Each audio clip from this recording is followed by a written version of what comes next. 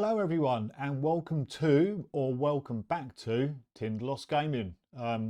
Thank you for watching this playthrough. This is Arkham Horror 3rd edition, the board game. And we're going to be playing, or I'm going to be playing, I don't want, what am I talking in the third person? I am going to be playing the Dead Cry Out scenario. So without further ado, let's get across to the main table. And here we are. We're all set up. Now, this, as you can see from the camera, is a bit of a beast to get onto the table. It's taken me a few days with various cameras and getting it all sorted out. But this is, I think, the best I can get it. We've got different camera views as we go, and we'll come across to those as we play through the game. This is not a tutorial. I haven't played Arkham Horror 3rd edition for a bit, so spoilers, there will be mistakes. I'm going to be splitting these down into 45-minute episodes or thereabouts, probably a couple of turns-ish per scenario, but I am playing them all in one go, so I'm not going to go away, upload and then come back. So as you play through the episodes, we really appreciate it if you could comment, like and subscribe to the channel. We're now at 211 subscribers. My goal would be to get to 1,000. That would be really great, but we're heading in the right direction. And I'll put a bit, we've got some new bits and bobs coming with this stream as well, which I'll be using in other games I play. So Arkham Horror 3rd edition. I've played a fair amount of Arkham Horror 2nd edition, and I'm hoping I want to get that to the table actually, because it's a really good game. This is the 3rd edition, very different to previous editions. And we're going to be playing the Dead Cry Out scenario. So what's that all about? Well, let's have a little look. We've got the scenario sheet here, the Dead Cry Out, and I've got the one up on the screen. I've got one here, and it says the story so far. Ancient magic has torn through the veil that protects Arkham from the worlds beyond. Terrible creatures erupt from the underworld to threaten all that you hold dear. So yeah, looking forward to this. We're going to be starting off, the three characters which I'm going to go through in a second are starting off in the train station. There's this scenario really sort of leans into allies and they're called bystanders, but we've got to try and sort of save people. And as ever, this card has got a reckoning, which is place one ally card face down in the street nearest the unstable space, then spawn one monster in the unstable space. So that's our scenario, and we'll come to the codex cards and all that type of stuff in a second. But who are we playing? Who's going to be taking the monsters on? Who's going to be trying to sort of seal, close the veil, if you like? We'll see. So let's go. First of all, those of you that watch the channel, I play a lot of the Arkham File type games. Zoe Samaras is one of my favourite characters. She's a bit of a beast. She likes to kill stuff. She's called the Chef, and she has got a special action or a special ability. It's called the Grace of St. George. After you defeat a monster, you may remove one doom from your space or recover one health. She's our lead investigator as well. She's also got Answer the Call. After you delete, can't talk this morning, I need a sip of coffee. After you defeat a monster with Elite, become Blessed. Blessed in any Arkham game is really good.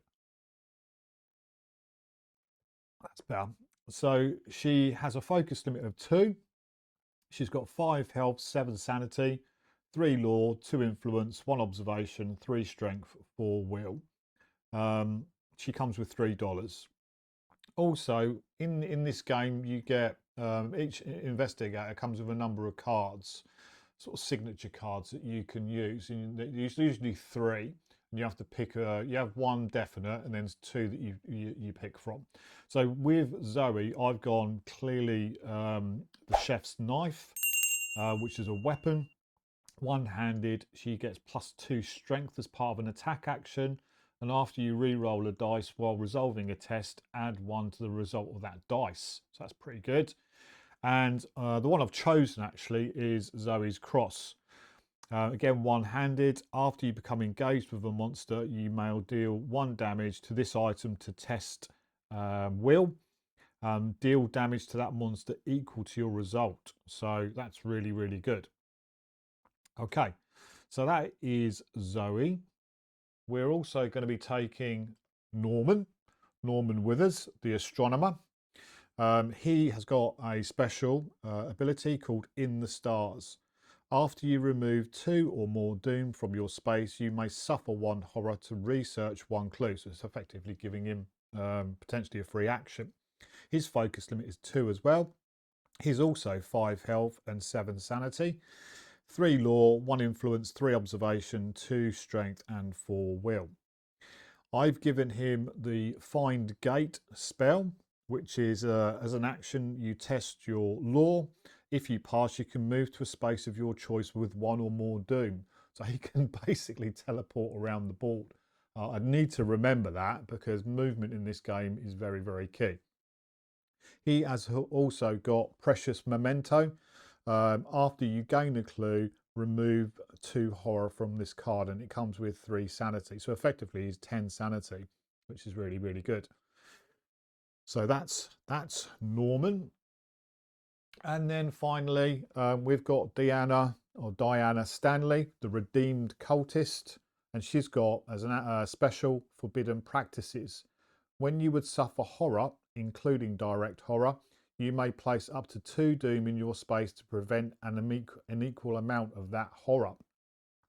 She's got a focus limit of 2, 7 health, 5 sanity. She's got 4 law, 2 influence, 3 observation, 3 strength and 1 will. She's got the talent Dark Insight. Once per round while resolving a test, you may add 1 to the result of a number of dice equal to the amount of doom in your space. So that's pretty good. And she's also got a spell, Cool the Storm action.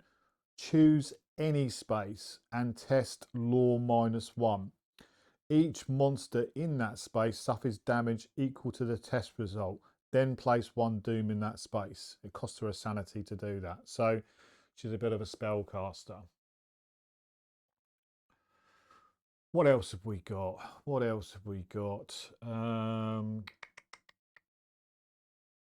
Let's have a little look. Right, so we have set the game up virtually. We've got our monster deck. We've put all of those in there. I will give those a shuffle on live as you like, because I do like to make sure there's nobody thinks I've preloaded the deck or anything like that. And we always do a cat weasel cut, and we draw monsters from the back of this handy dandy little thing that comes with the game. We've also got our encounter decks all sorted out here. I have placed the clues. So we've got a clue in Northside, we've got a clue in Uptown, and we've got a clue in Southside. The unstable space is going to be the City of Gugs. I'm going to come to the Underworld bit in a second. And we've done our Doom bit as well. We've spread Doom. So those are the things you need to do to start off with. We've got our Mythos Cup all sorted. We've got all of our cards here that we need to draw when we do an encounter phase. We've got our codex again, which I'm going to come to in a second, but just concentrating on the map for a second. This comes with 2 identified monsters. It tells you to put on the board. So we've got a vicious glutton down here in Southside, and we've got a taloned cannibal up here in French Hill. That's where this map tells us where to put them. We've also put the doom on each of the identified squares, and also we've got 3 allies out. 1 in Miskatonic University, 1 in Uptown, and 1 in French Hill. We need to save those effectively. We're going to be placing allies as we go through various things that the game tells us to do. These are all fairly standard squares. We've got some to get across these that is normal. To move into the underworld is a little bit different. So there's two routes into the underworld. We've got a static route here, which tells us it does cost us stuff to move through.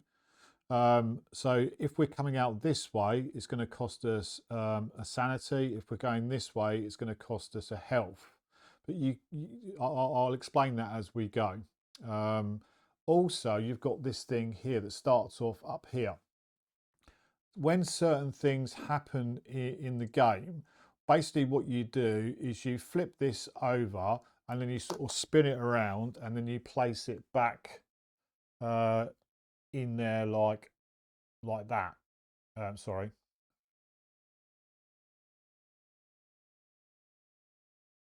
Like so. And you would move that around as you go. Again, this will come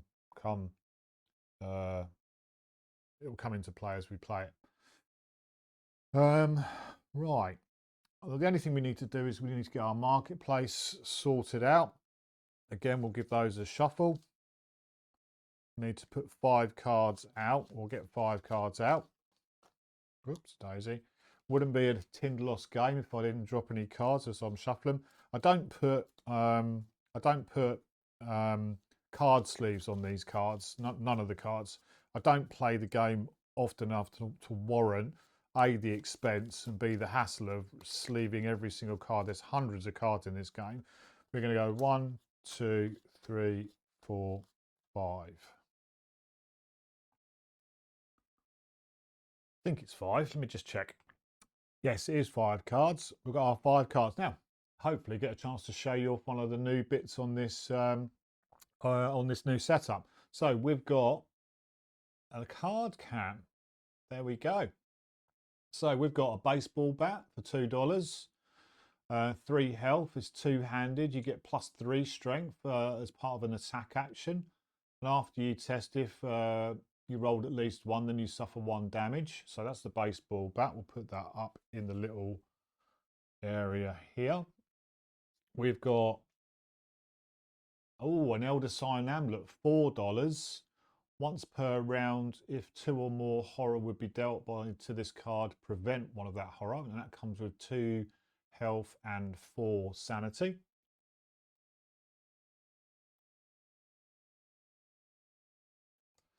We have got ground pepper. During your turn, you may discard this card to exhaust a monster in your space. You may only do this during a move action without stopping. So if you're moving through, okay, get that. $1. $1. We have got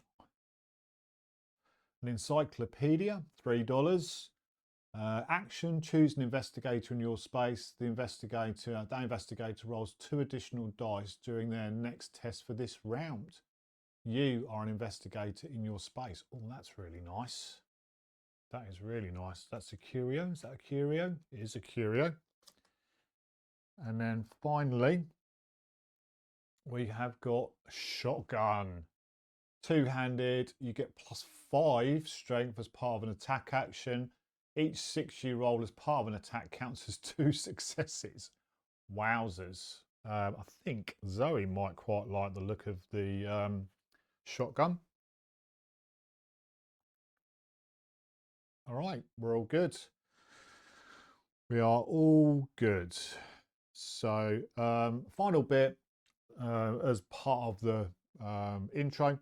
I've got some different camera setups. I'm using the overhead camera, but we've got an upper area so we can see that a little bit better. We've got a left, we've got a right in the middle, and then we've got a bottom. So they're pretty good. And then what I've tried to do is try and focus in on the investigators as well to give you an idea. I might not use this too much. It's quite grainy, to be honest with you. We've got Zoe. because what I'm doing is I'm pulling the image down from the overhead camera, but hopefully that's enough just to give you a flavour. And then we've got Norman, and then we've got Diana. We'll use those if we need them. Mainly be using this overview. Right. Final bit before we actually start playing the game. We've got our codex. We've got Outbreak, which is standard. I'm not going to read all of the stuff because we'll be here all the time.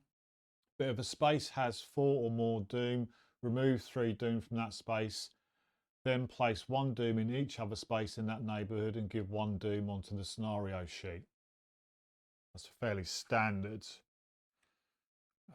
card. Then we've got these are the ones that really affect the scenario. We've got shifting path, and it says when you draw a blank mythos token from the mythos cup, do the following: set aside all components on the hidden path tile without changing their game state. For example, delayed investigators remain delayed and monsters keep all of their wounds and remain ready or exhausted. Flip the hidden path tile and move it clockwise around the underworld tile to the next corner. Place a random corner of the hidden path adjacent to the underworld tile. That's what I was doing earlier with this thing up here. And then return all set aside components to the hidden path tile. That's all good. We've got a wave of blood.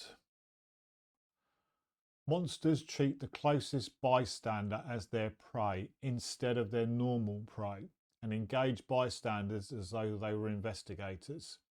At the end of the monster phase, if a monster is engaged with a bystander, discard that bystander, exhaust that monster and place 1 doom on the scenario sheet. Action: flip 1 bystander in your space face up to gain that ally and place 1 clue token from the token pool on the scenario sheet. When there are no bystanders on the board, add card 139 to the codex and flip this card. So that's telling us to get the bystanders. And then finally we've got Dark Disciples. And this has got a reckoning. When there is 3 doom on the scenario, oh no, it's not a reckoning, but it's an action. When there are 3 doom on the scenario sheet, flip this card. Ugh. Right. Okay. I think that is it. I think that is it. So we are ready to go. Slurp of the coffee. And we're off to the races. So they're going to start with Zoe, I think, lead investigator. We need to save the bystanders. That's the big thing here. So first of all, we're going to action to move. We're going to go 1, 2. We're then going to pay $1 to move 1 further. So we're going to move into here with the bystander, and then as per the wave of blood, we're going to send a second action to flip this bystander, and we take control. Yeah, we're going to take control of this. We're going to flip it, and we're going to get Sachio Higa. You get +2 strength as part of an attack action. She's got 4 health and 1 sanity. That is very nice for Zoe. And also, because we've done that, we're going to put 1 clue onto the scenario sheet. We're all good. We're all good. So that's Zoe done. She's at the Orne Library.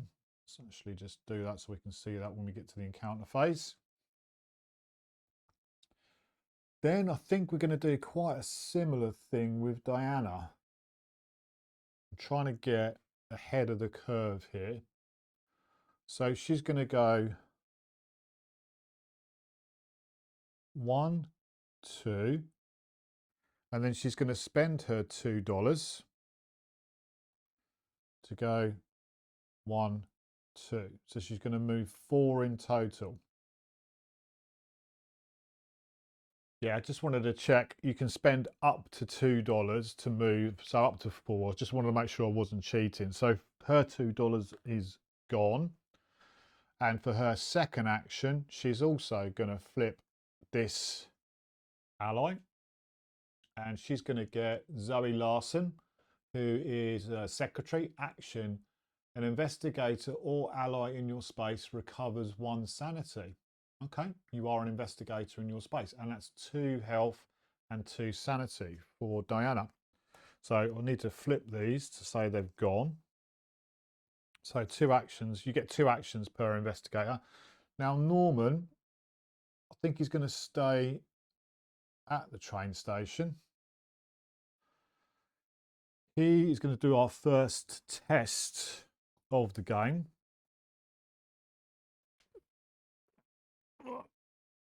Get another card out so I don't have to keep flipping that over. A little bit of shenanigans going on. Yeah, player actions and then action phase. We've got that. So he's going to do a ward action. A ward action is just removing doom. He's going to do a test, and he can hopefully remove some doom from the sheet, from the area. Right. So we're going to test our law.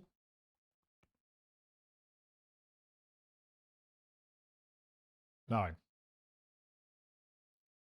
First action for Norman is to focus. He's going to focus his law. So he gets one of these little tokens. Well, that's will. Where's me law? There's law. I'm going to get +1 to law. So his first action is to focus. So he's now rolling 4 dice.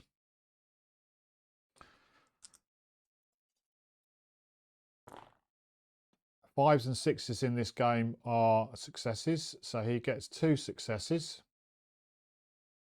So he can remove 1 doom. Put that there because we'll probably need it later. That was his first action.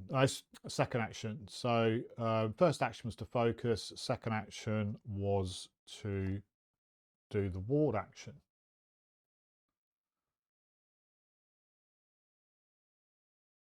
Okay, that's it for the action phase. We're going to move to the monster phase. So monster phase, it says each ready monster activates usually by moving. So let's start off down here. The vicious glutton is going to move. I believe they move 2. Yep. The little 2 here denotes how far they move. So this would, it says, patrol, move towards the most doom, engage lowest with lowest will, but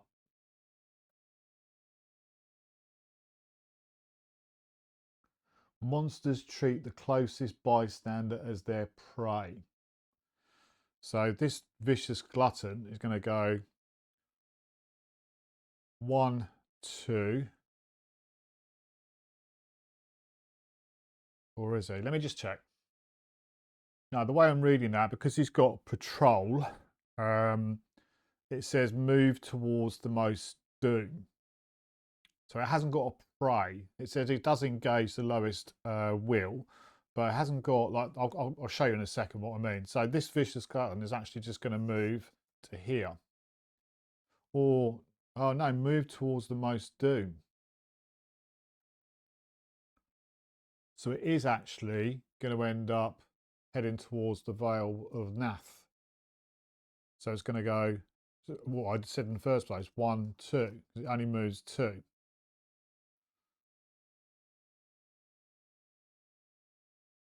That's that.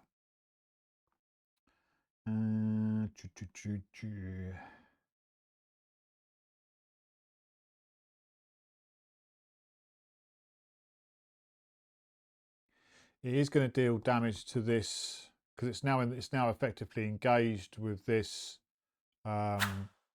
this ally. So it's basically gonna, we'll flip it over. It does 1 damage, 1 sanity. So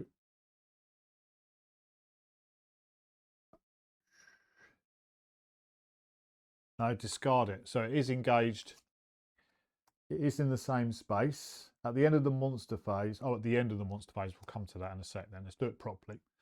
And then this taloned cannibal has got Hunter, move towards and engage the lowest with influence, but it's not going to do that. It's going to move towards this ally, because at the moment this ally is still on the board, because we don't engage, we don't discard it until the end of the monster phase.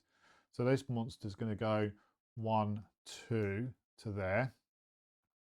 So we've moved, and then we're going to get to the end of the monster phase, and this ally is going to be discarded.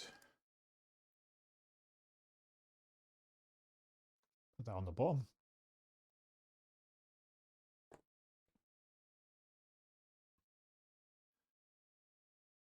And then we're going to place 1 doom on the scenario sheet, because an ally bystander has been killed.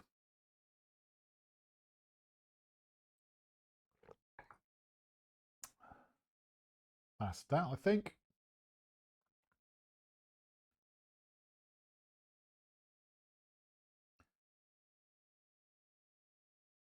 Just checking me. I'm just checking. There's going to be some pauses in this game because there's a bit of reading to go on. Right. So now, before we move on to the encounter phase, we've got to do Wave of Blood. It says at the bottom of the sheet, actually we'll put it on the, got it on the card cam, let's use that. Right at the bottom, when there are no bystanders on the board, add card 139 to the codex and flip this card. So now there are no bystanders on the board, 1's dead, and we've picked 2 of them up. We are going to add card 139 to the codex. 139. There we go. You can see in this game just how modular it can be. These are all the cards in the different codexes. Okay. We're going to flip this card. And it's going to say bound to darkness.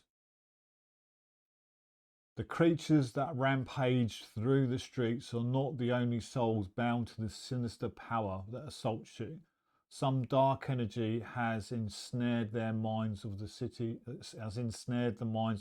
residents, awakening aspects of the dead gods that lurk beyond Arkham's shadows. Monsters treat the closest bystander as their prey, which is still standard. At the end of the monster phase, if it's engaged, we get to discard that bystander, exhaust the monster. Again, action, flip a bystander to gain control. But this one's got a reckoning now.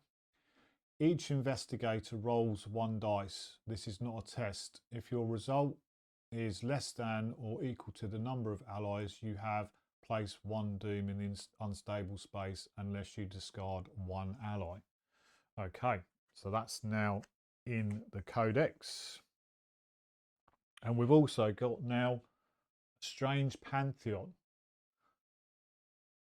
The beasts that spill across Arkham, that those that can speak anyway, evoke a litany of names whilst they hunt. Loban, Arcanus, Zokalar, and Tamash. While they are unfamiliar to you, it is clear that the monstrous invaders hold these entities in great reverence. When there are 3 or more clues on the scenario sheet, flip this card. Okay. Right. That's it for the monster phase. We go to the encounter phase. We'll start off with Zoe as our lead investigator. She's in the Miskatonic University. So what you do in this game, all of these cards here have various encounters on them. When you put clues down, you add. I'll show you when we do it. I'll show you when we do it. So we're going to flip a card for the Miskatonic University, and we're going to look at the one for the Orne Library.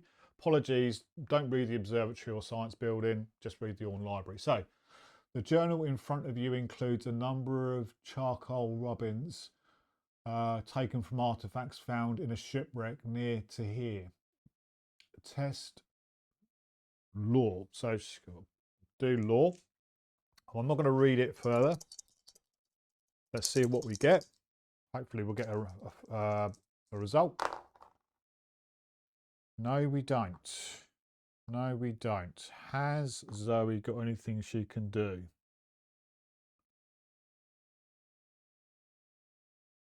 No, she hasn't, so we fail.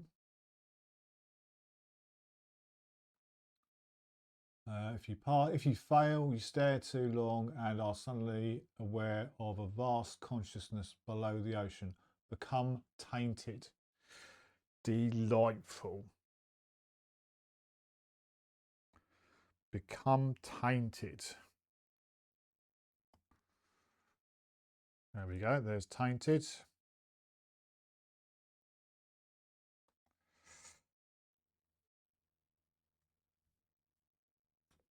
These are all the tainted cards. They've got different things on the back.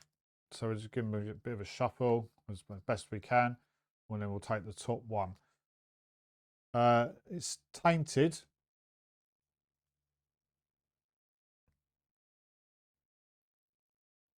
Here's condition. After you draw a blank or spawn the Mythos token, place one doom in your space. Reckoning, flip this card. Do not look at the back of the card until you are instructed to do so. Delightful.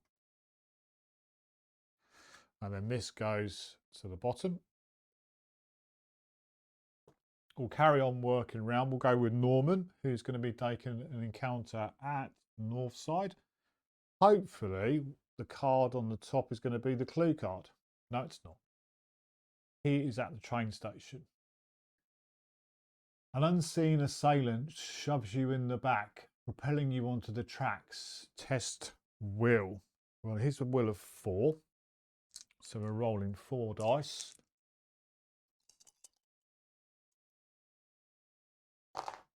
Ah, no. Where's my 5s and 6s gone? We don't pass. If you fail, you panic and the train rushes by, painfully clipping your arm. You suffer 2 damage. Oh, God. He's only got 5. That was nasty. Got nothing I can put it on, so let's put 2 damage onto him.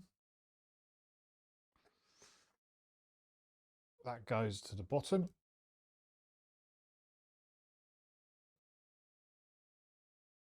And then we're going to go with Deanna, who's at the Silver Twilight Lodge in French Hill. Silver Twilight Lodge. The head of the lodge, Carl Sanford, begins his speech. A member of the lodge must pledge themselves fully to your case. You may gain a dark pact to demonstrate your loyalty. If you do, you are taught some of their secrets. Their secrets gain 2 spells. If you do not, you feel numerous eyes on you and get a really bad feeling. Oh, do we want to take a dark pact? Let's have a look at what dark pact actually does.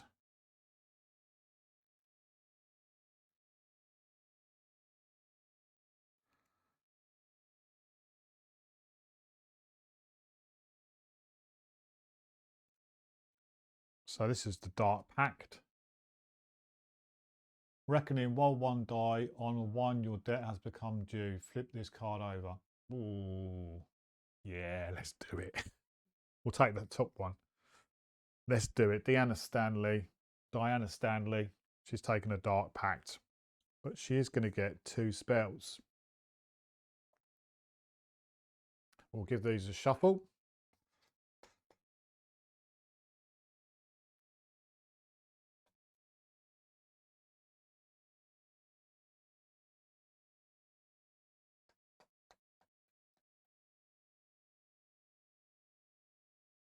We're going to cut and we're going to draw 2 spells. Our first spell is Wither. One-handed, costs 1 sanity. As part of an attack action, you may test Law -1. Add your test result to the test result of the attack action. Nice. And her second spell, Clairvoyance. At the start of your turn, you may test Law. Look at the top card of any of a number of neighborhood decks up to the test result.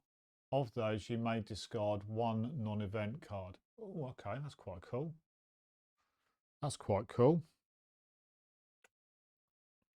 And that's it. So that goes back on the bottom. There, like so. So we've done our encounter phase. We're now going to go to our mythos phase. This is where you draw these tokens.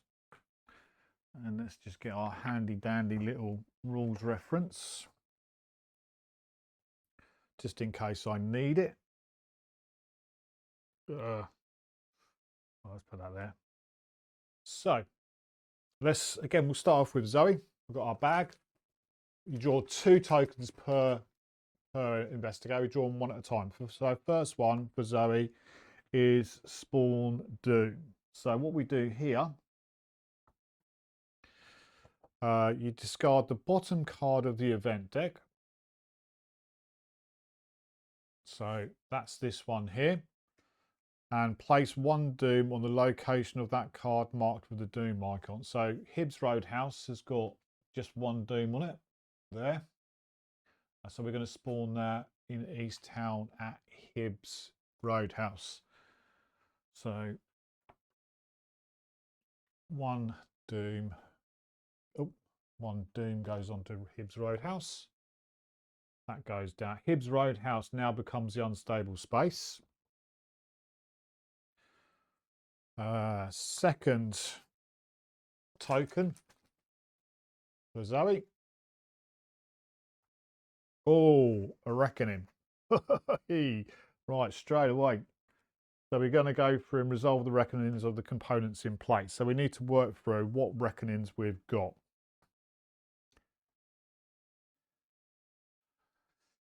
So let's just make sure. Oh, okay. So first of all, we've got Zoe. She's got a reckoning. Flip this card for tainted. And that's going to be,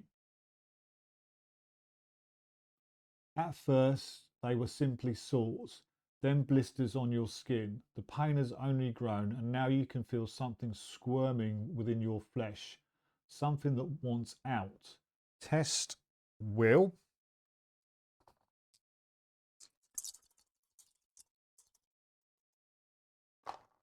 Oh my God almighty, can't buy a success. So, 0 successes, you suffer 2 damage and 2 horror.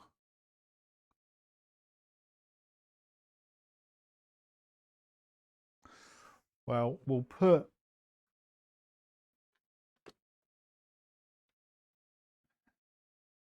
We'll put 2 damage on Sachiko because she's got 4. And we'll have to take the 2 on to Zoe. She's got nothing else where she can place it. So 2 on to Zoe. Then discard this card. Lovely jubbly.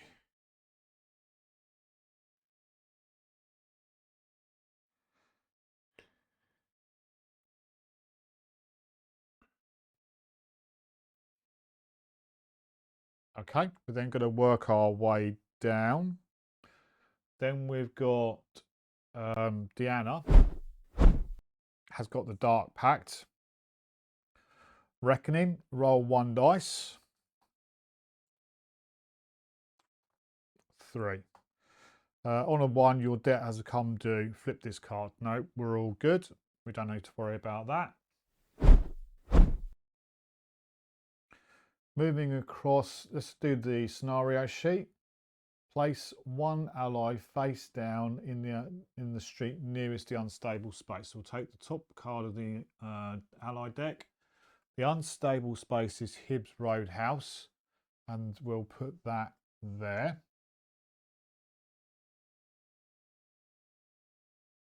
Then spawn 1 monster in the unstable space. So we draw the bottom monster, and that's going to be a haunting dead, and that's going to spawn at Hibbs Roadhouse.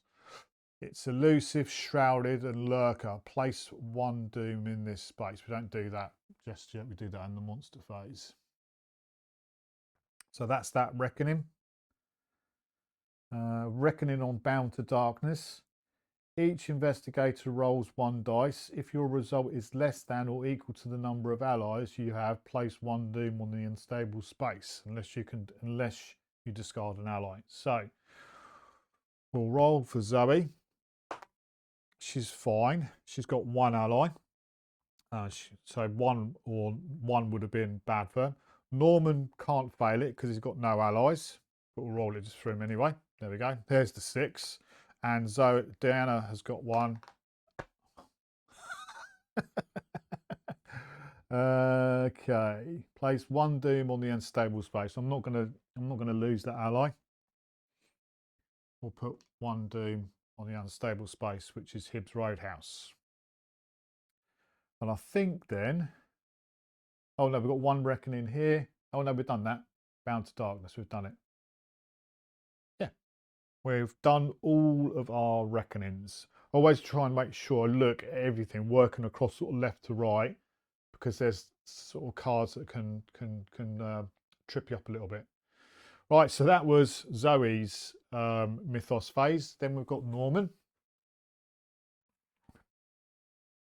He's going to draw a headline. So we now go to this headline deck, and we're going to draw the top card of the headline deck, and that's going to be Magician Vanishes Rabbit Self.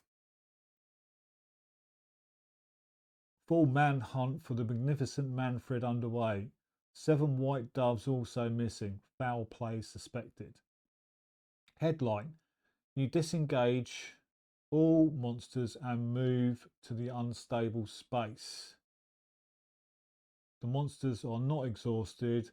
They engage another investigator in their space. You disengage all monsters and move to the unstable space. Right, okay, so Norman is now going across to be with the haunted dead in the unstable space. That is not good.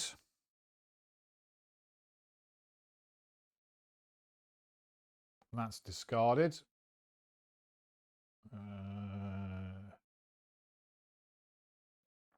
Down there.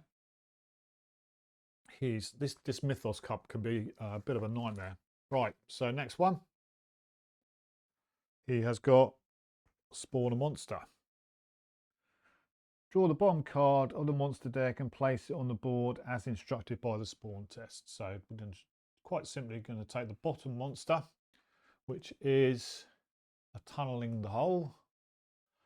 Spawn at the unstable space. Each investigator in that neighborhood suffers 2 damage. Wow. Now this just got a bit tasty. So that's it for Norman. And then two for Deanna. She's going to get Spawn Doom. So back, we're going to do it uptown, and it's going to be St. Mary's Hospital.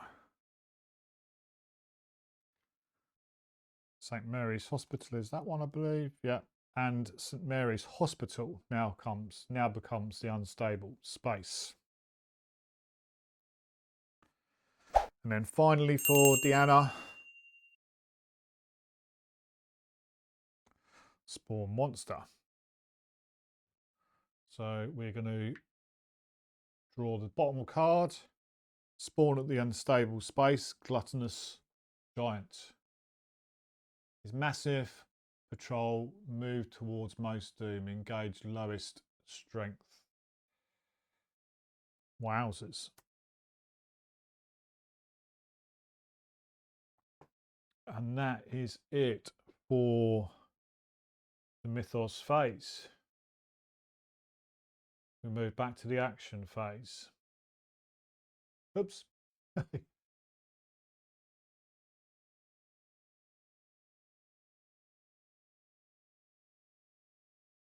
Okay.